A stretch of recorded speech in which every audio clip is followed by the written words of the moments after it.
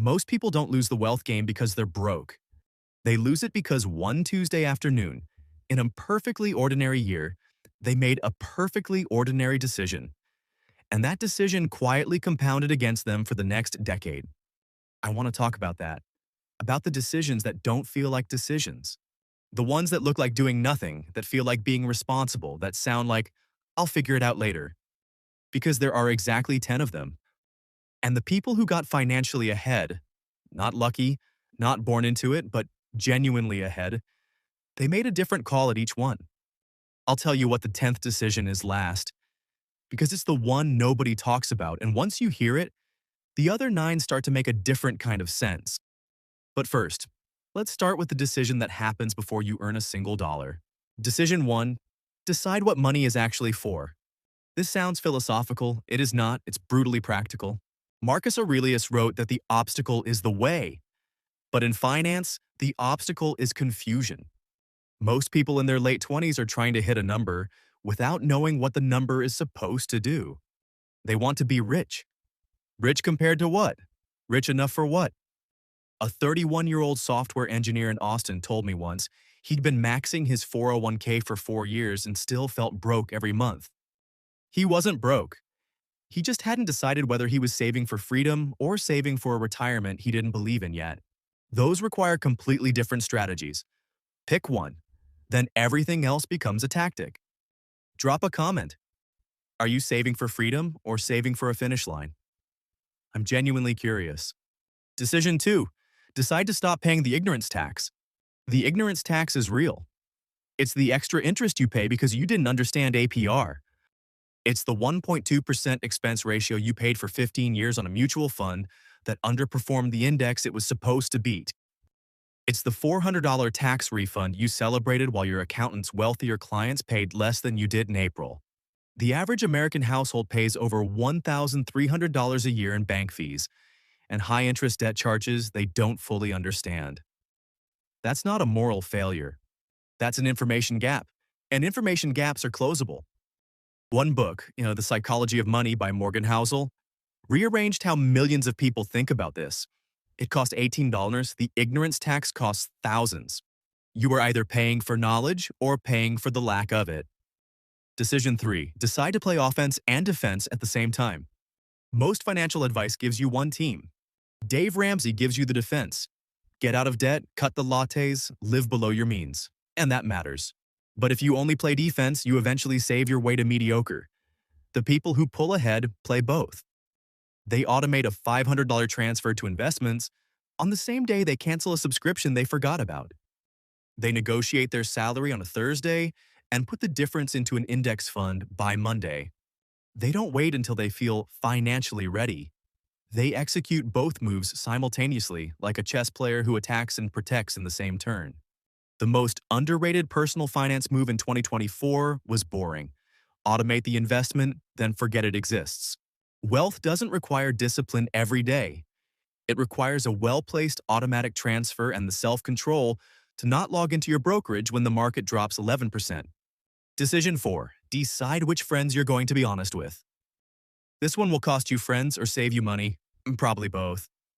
Research from Harvard's longitudinal study on adult development, the longest happiness study ever done, found that the quality of your relationships predicts your physical health, your mental well-being, and yes, your financial decisions, more than almost any other variable. The people around you set your baseline for normal. If your normal is a $700 dinner to celebrate nothing, a $60,000 car at 27 because everyone at your job has one, a vacation financed on a card, your financial decisions will drift to match that gravity. You don't have to cut people off, but you have to decide not to fund a lifestyle performance for an audience that isn't paying your bills. Decision 5, decide to buy time before you buy things. The 34-year-old who bought an extra hour of childcare a week to work on a side income earned more in the following 3 years than the same person who bought a bigger television. That sounds obvious. It wasn't obvious to them in the moment. Time is the asset class nobody teaches you to buy. A house cleaner 2 Saturdays a month, a VA for your inbox, an editor for the content you keep meaning to put out. These are not luxuries. These are leverage. The wealthy have always understood that money spent to protect time is the highest returning investment you can make. Decision 6. Decide to build one income stream until it's real. Not 5. Not the podcast, the Etsy shop, the dropshipping side hustle, and the affiliate marketing course all at once. 1. The most financially dangerous idea of the last 5 years is the myth of passive income through diversified chaos. You know what's actually passive? Dividend income from a position you built over 10 years. A rental property you bought with intention and a spreadsheet. A skill you monetized deeply enough that it pays you even when you're offline. One thing, built until it bleeds, then 2. Decision 7. Decide how you handle a windfall before you get one. Tax refund, bonus, inheritance, settlement. A side project that suddenly paid 3 times what you expected. These moments are wealth defining. And the people who stay financially ahead, they made the decision before the money arrived. They decided 10% to something that brings joy, the rest splits between debt paydown and investments. That's it.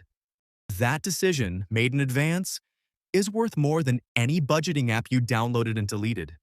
Because in the moment, emotion is loud.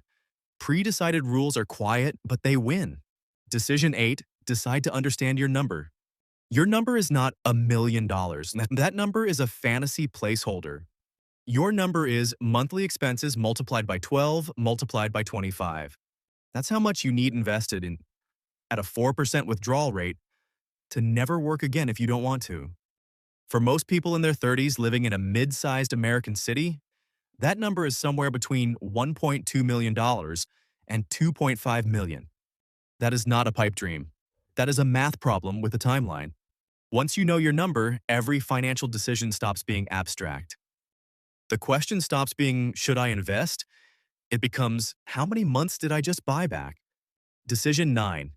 Decide to get uncomfortable before the market forces you to.